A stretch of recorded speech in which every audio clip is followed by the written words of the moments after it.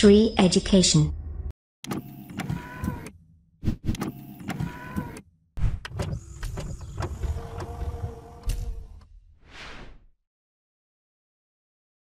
नमस्कार दोस्तों, बहुत बहुत स्वागत करता हूं मैं आप सभी का श्री एजुकेशन की तरफ से। और मेरा नाम है रवि।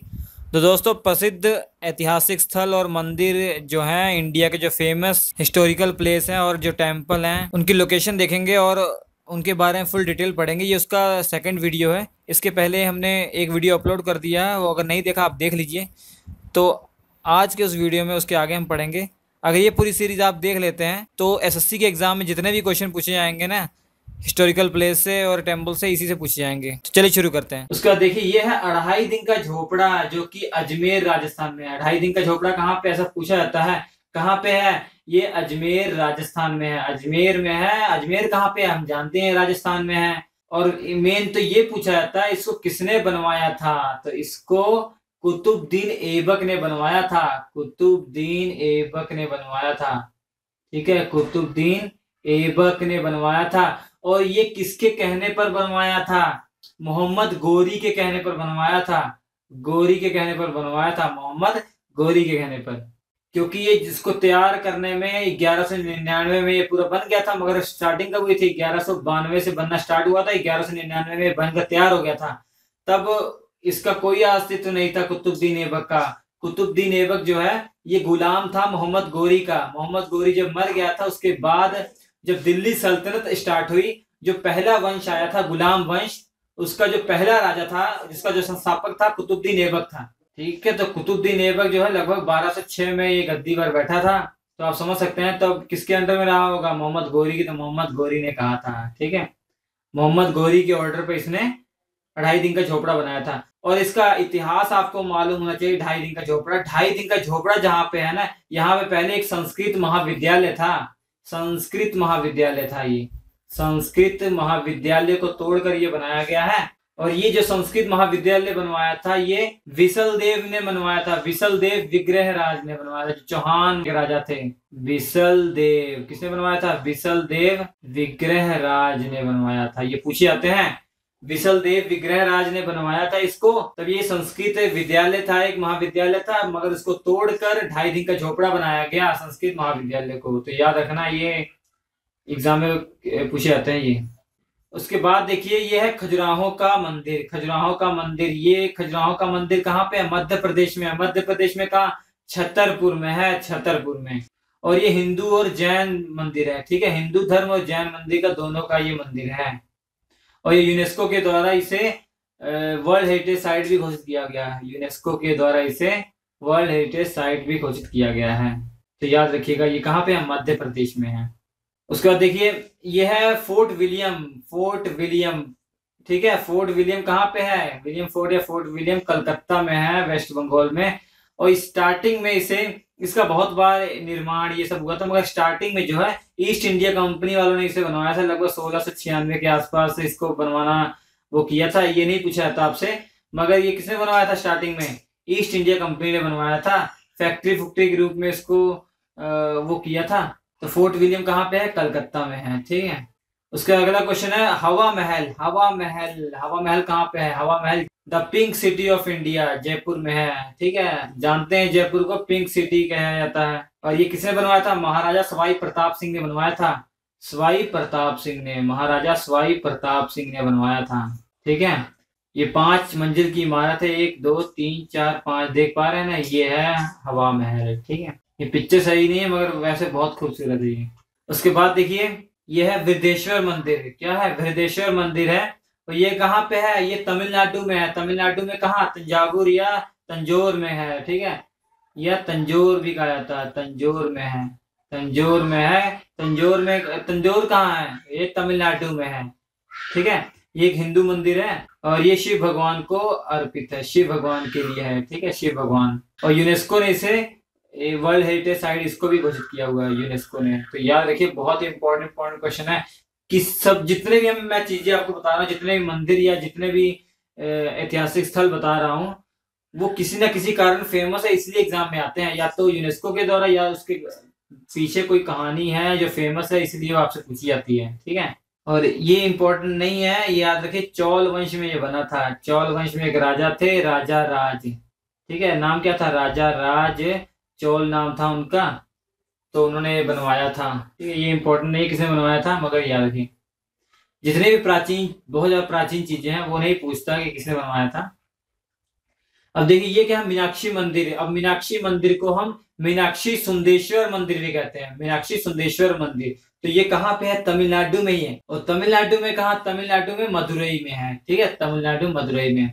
इसे कहा जाता है मीनाक्षी, और बीच में सुंदेश्वर मंदिर भी कहा जाता है, ठीक है। इसका कारण है, जो मीनाक्षी शब्द है ये माता पार्वती के लिए यूज किया गया है, और जो सुंदेश्वर शब्द है ये शिव भगवान के लिए यूज किया हुआ है। तो शिव भगवान और पार्वती जी का ये मंदिर है। और इस साउथ में इसे मीनाक्षी अम्मा मंदिर भी कहा जाता है, मीनाक्षी अम्मा, मीनाक्षी अम्मा मंदिर के नाम से भी जाना जाता है, ठीक है। शिव भगवान और पार्वती माता के लिए है, फेमस, याद रखिए। कहाँ पे है, मदुरई में है। मीनाक्षी मंदिर कहाँ पे है, मदुरई में, याद रखिएगा, देख सकते इसकी बिल्डिंग।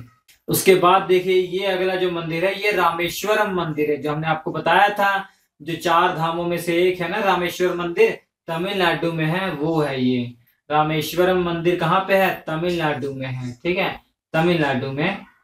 और ये 4 धामों में से एक हमने आपको बता ही दिया, किस भगवान के लिए अर्पित है, ये शिव भगवान के लिए अर्पित है। किस भगवान के लिए, शिव भगवान के लिए। ये तमिलनाडु में भी एक जगह है, रामनाथपुरम है, वहां पे है, ठीक है, पूछा नहीं जाता मगर तमिलनाडु याद रखिए, रामनाथपुरम, रामनाथपुरम, ठीक है, रामनाथपुरम एक जगह है, वहां पे है तमिलनाडु। और रामेश्वरम याद रखिए वहां पे है। उसके बाद देखिए ये है सबसे फेमस मंदिर, सोमनाथ का मंदिर। बहुत ही फेमस है दोस्तों सोमनाथ का मंदिर, इससे बहुत जुड़े तथ्य हैं।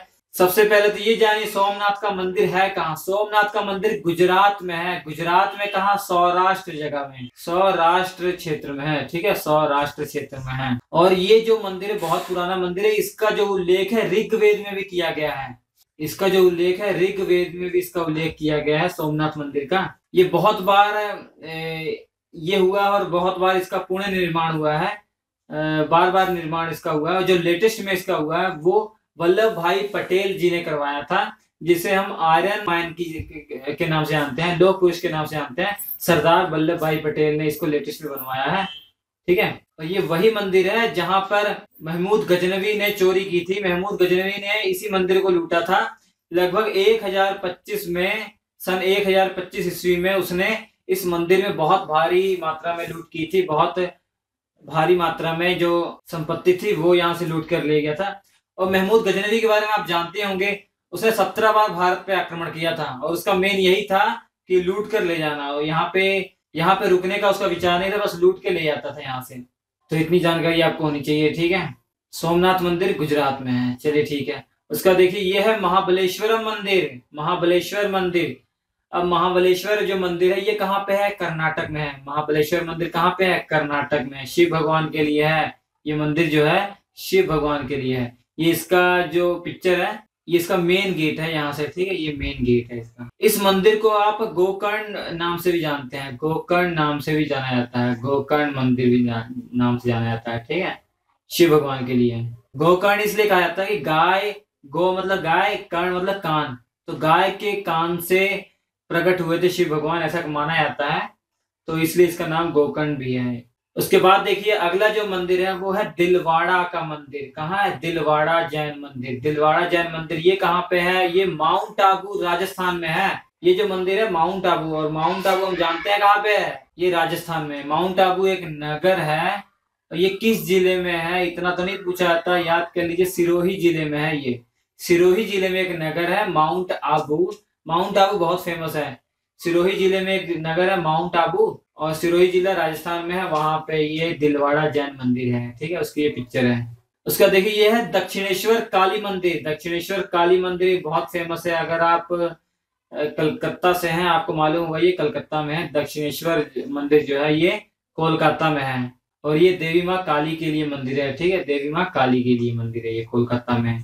उसका देखिए अगला मंदिर है ये लिंगराज मंदिर। लिंगराज मंदिर जो है ये उड़ीसा में है। उड़ीसा की राजधानी जो भुवनेश्वर है वहां पर है ये, ठीक है। ठीक है, लिंगराज मंदिर जो है ये उड़ीसा में, उड़ीसा में कहाँ, भुवनेश्वर में है। याद रखिएगा सब चीजें ये। उसके देखिए ये रॉक गार्डन है। क्या है, रॉक गार्डन। रॉक गार्डन कहाँ पे है, चंडीगढ़ पंजाब में है रॉक गार्डन। ठीक है। अब ये क्यों पूछा जाता है, क्योंकि ये इसलिए पूछा जाता है ना ये एग्जाम में, क्योंकि यही ऐसा एक है जहां पे जो एक्स्ट्रा चीजें हैं, खराब चीजें हैं, मतलब कूड़े करकट या प्लास्टिक और पुरानी जो चूड़ियां हैं या टाइल्स है, उसकी उसका यूज करके बहुत अच्छी अच्छी आकृति बनाई गई है। ठीक है, इसलिए इस गार्डन में, इसलिए ये फेमस है। देख सकते हैं आप, ये पिक्चर देखिए। अरे टूटी फूटी टाइल्स है, और बाकी और भी सीन है जिसमें प्लास्टिक का यूज करके, प्लास्टिक की बोतलों का यूज करके अच्छी अच्छी आकृति बनाई गई है। देख कितनी सुंदर लग रही है, इसलिए ये बहुत फेमस है। और जो इसको बनवाया था, इसको रॉक गार्डन के एक और नाम से जाना था, नेक चंद्र सैनी गार्डन। ठीक है, नेक चंद्र सैनी गार्डन, नेक चंद्र सैनी गार्डन के नाम से जाना था, क्योंकि इन्होंने बनवाया था इसको। चलिए, ये फेमस नहीं है, किसने बनवाया था, रॉक गार्डन। याद रखिए, ये चंडीगढ़ में है। ठीक है, आपको मालूम पड़ गया क्यों फेमस है।